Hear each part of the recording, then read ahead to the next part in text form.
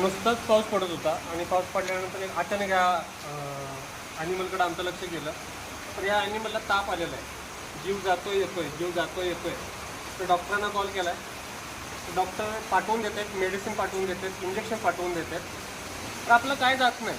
फक्त एक कॉल केला, डॉक्टरला सांगितलं असं असं होते, जीव जातोय, जीव वाचला पाहिजे, हे तो फक्त उद्देश होतं. कारण ते मूक प्राणी आहे, त्याला पण जगण्याचा अधिकार आहे जसा आपल्याला आहे. म्हणूनच त्याला वाचवण्याचा छोटासा प्रयत्न आम्ही आमच्या टीमकडून करतोय. तर आता आपण पावसामध्ये भिजलेलं आहे, तर पावसामधून आपण ह्याला बाजूला घेऊया.